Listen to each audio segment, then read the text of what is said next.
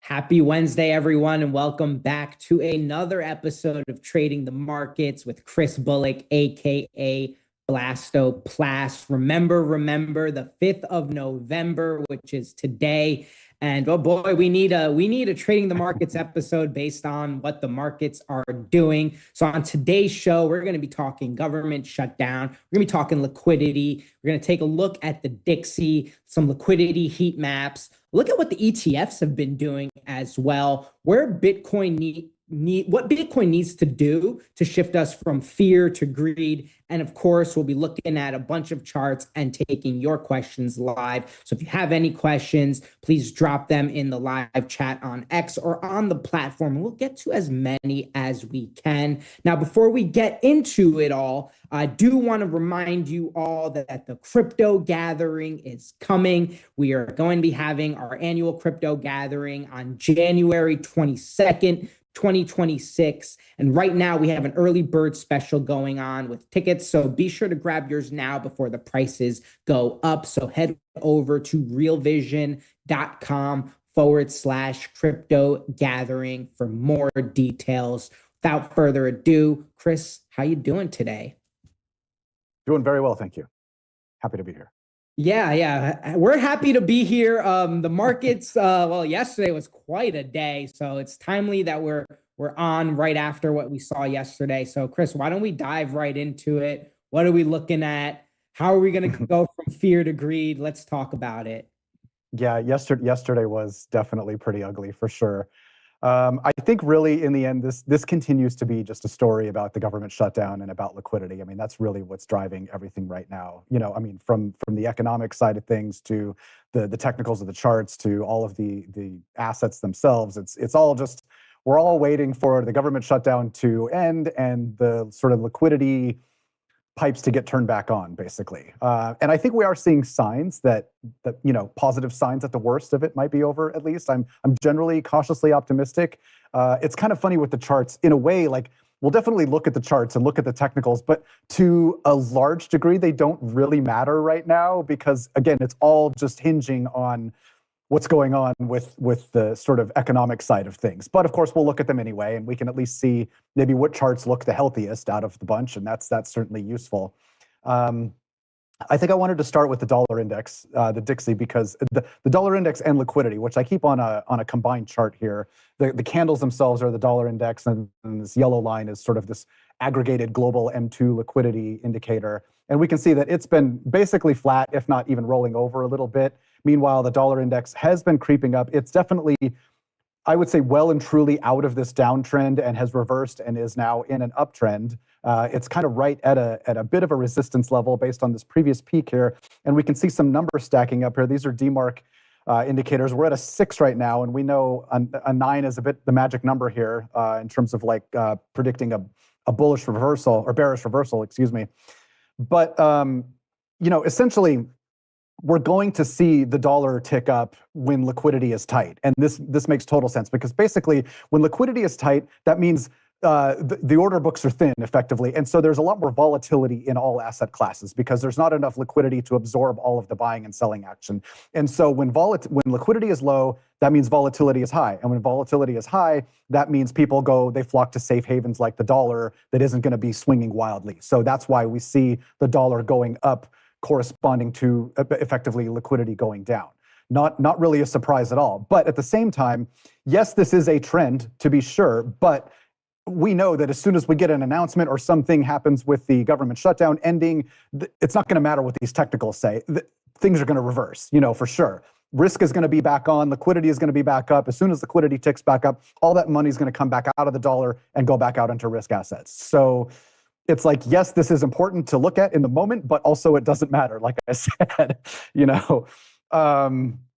So yeah, kind of that's generally the framework I'm looking at. We can kind of dig into some Bitcoin stuff and look at some other charts too, but I wanted to kind of start the show with that and sort of preface everything. So yeah. Yeah, absolutely. Why don't we take a look at Bitcoin? You know, I think that's probably a smart thing for us to do. And kind of Right. see what we're looking for. What are we looking for a close to help us kind of regain that optimism that we once had. It seems waning these days, but I promise you, overall, the macro does look good. You know, Ral and Julian, a lot of other smart people think that we are, shaping up to Right. look okay. But Kris, why don't we dive into it and see what you're seeing? Yeah, so we have a couple of interesting developments with Bitcoin specifically. I wanted to start by looking at this liquidation heat map, and over the last, well, I guess week really, we can see that it's just been trending down basically, and is effectively flushing out all of these long positions that everybody kind of got a little bit ahead of themselves and we're thinking, oh, we're getting ready to rip, and they put in all these long positions, and market makers have essentially just crushed them all and liquidated them all. But now we have a big chunk of short positions that have piled up here. And now those will all get liquidated at around the sort of 111, 112, 113 range. And we can see to the downside, there's not really much else going on in terms of liquidity that these market makers can capture. So this, I guess, is a little bit bullish for me. This is, I guess, a good step in the right direction. Separately from that, let's look at the actual Bitcoin price. There's a few things I wanted to kind of point out here. Big wick to the downside on the weekly time frame. And actually, one of the interesting things going on the weekly time frame, this is the same chart, just Bitcoin on the weekly. These sort of last, we can see these kind of large weekly cycles, basically, if you will. And the last few times, we've had a big flush wick down below this 50-week moving average. We had one right here, just right now. Back in April, we had another one with that resulted in basically a big flush down below this 50-week moving average. That was the low for that weekly cycle. And then again, back here in September of 2024, same thing, big flush down below this weekly moving average. And every time it's ripped out of there pretty good. So I know it's only 2 data points, but still, it's like we're seeing sort of, I think, the end of a long weekly cycle, and it looks like we're sort of due for a bounce there, which is really good. What I want to see is for me to get bullish, for me to feel really good about what we're seeing in terms of this price action, I'd like to see a weekly close above this kind of 116 level, which is back here where this wick basically peaked back here. This is going to tell me that we're sort of back on. We'll get back above this sideways cluster, this structure here, and that'll tell me that we're sort of back off to the races and we're in a new larger weekly time frame structure, and I'll feel good about that. If we get rejected here again at this 116 level and roll back over, not going to be a good look, I'll be honest. But again, it's all really going to be predicated on how quickly the government can get back up and running. If we get it, I'd like to see us carry this momentum from the good price action that we're seeing today, and be able to build on that momentum with some positive announcements. Otherwise, this positive momentum that we're seeing today with all these green charts right now, these green candles, that's going to quickly wane and die back out if we don't get some sort of economic boost to kind of fuel some continuation with this rally. Right now, it's more of just like a technical bounce based on just conditions being very oversold across the board. It's like, of course, we're going to see a little bit of a bounce because RSI's bottomed out. You're going to see algo traders just kind of start to reverse those just based on technical chart patterns, but that'll only get us so far. We really need the economics to kind of juice this thing and continue us upwards. So that's what we're waiting for in the moment.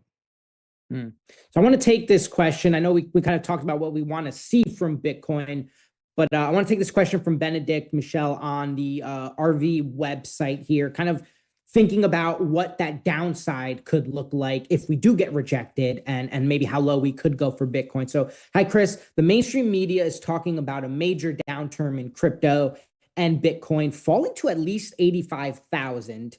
Probably, I hope, a contrarian indicator. Well, Benedict, for me, that's a buy signal of the media's telling you that we're dumping. What are the Right. charts, though, telling you about that possible downside, Kris?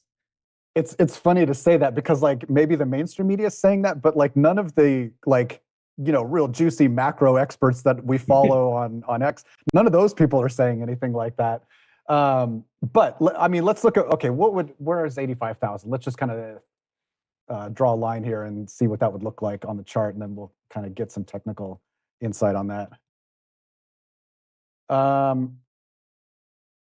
It's funny. That's kind of a funny level. It's sort of in no man's land a bit from a technical standpoint. Just looking at like horizontal support and resistance levels. Um, I don't know. I kind of feel like that's far-fetched. So what I'm seeing here, I'm looking at this big cluster. Let me kind of draw this line here. So we've got a big cluster of sideways price action right kind of in here, based on all this trading history here, based on this trading history here. This is going to be a really strong, I think, support level for it to get through. And the bottom side of this is even at 93 right here.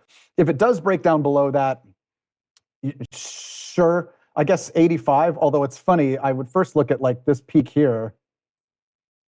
Well, that's at 86, I guess, whatever, 85, 86, tomato, it doesn't matter. But sure, like the next cluster would be down here if it does lose this range, because there's not really a lot of trading days in between, say, the bottom of this range and this next cluster down. And then even if you go back historically, there's really nothing. So all we have to go on from a chart technical perspective is just this trading history here and then this cluster here, and then that's it. So again, I would be really surprised. I'm honestly going to be surprised if we lose even this 50-day moving or 50-week moving average at this point. But I guess if we do get rejected and roll back over, it's in the cards. To me, that's definitely not my base case at all. And I kind of am getting signs really that the market, the government shutdown is likely, it's working its way towards an end. I know, Trump's been posting loudly to get it over with and to get things back up and running. I think another thing that was a positive sign that I want to touch on that's related to this is the ETF inflows.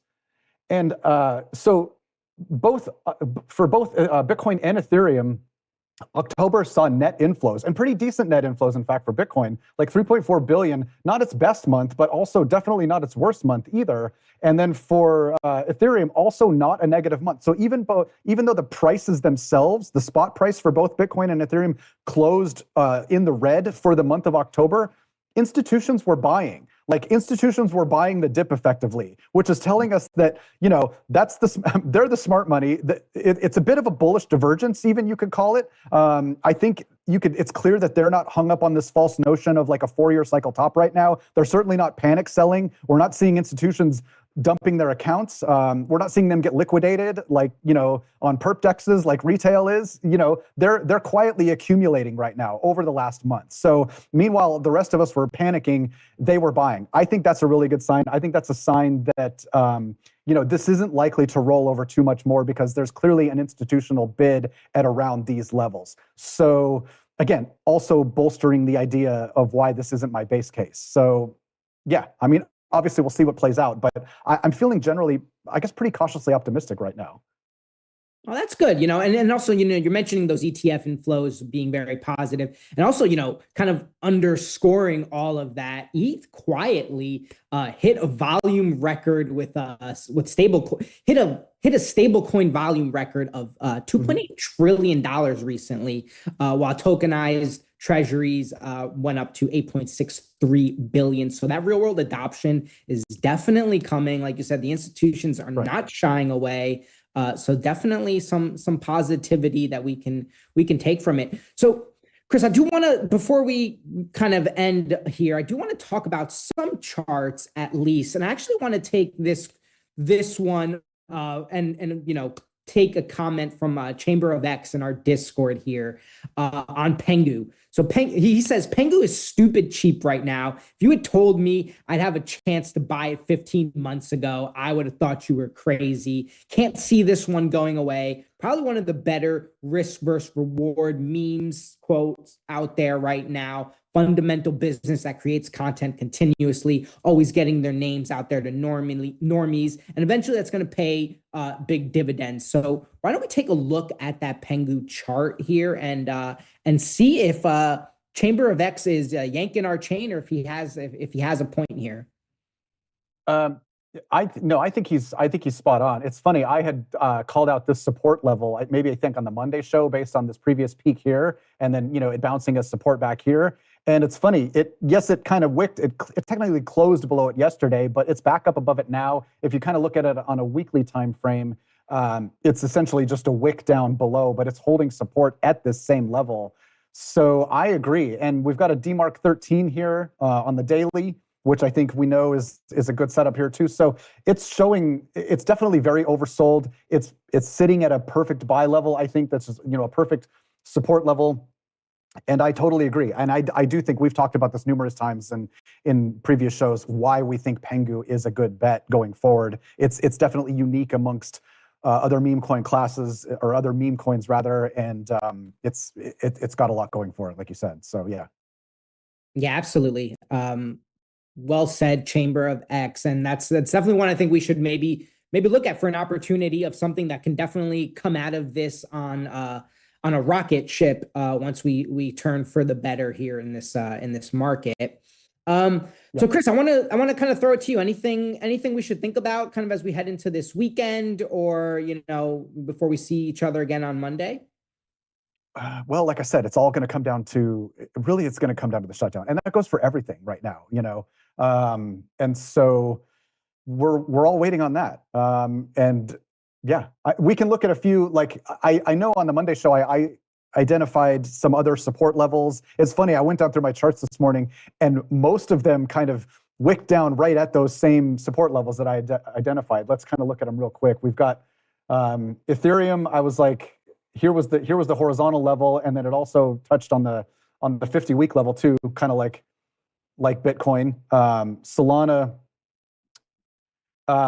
Solana basically wicked down to sort of the middle of this horizontal range that it's in, which is a nice bounce too. It's a bit in no man's land in terms of its structure, and it's below its 50-week, but I think it's holding well in this. It's got a huge stretch of horizontal support here, and I think I don't really see it breaking down below this. I mean, there's just so much here. So I think that looks good.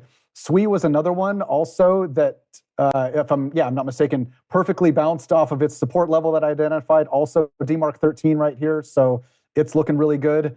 BNB maybe was another one. BNB bounced perfectly off its 20-week moving average. So BNB actually, I think this is actually going to be, this could be a pretty good buy, because like it's doing better than most, and it was a nice bounce off the 20-week, off the bull market support band here, which most assets are well below. But this was a good solid reset for it. I mean, it was all the way up here at like almost 1400, just a few weeks ago, and now it's sitting here at 963. So I'm looking at this one as a decent buy for the next 3 to 6 months. I really feel good about this one. So yeah. Oh, and Hype was the last one I wanted to touch on. Hype 2.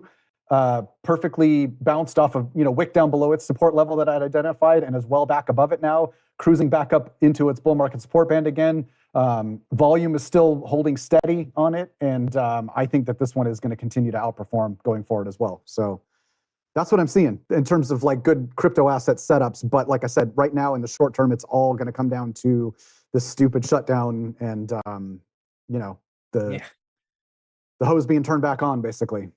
Let's hope it happens soon. I do think the GOP, especially after, I'm in New York, so this might be a little closer because, I'm just hearing about it all the time. But, based off of the election yesterday and kind of the meltdown that they were having, I think the GOP is going to be a little pressured to make something happen sooner rather than later.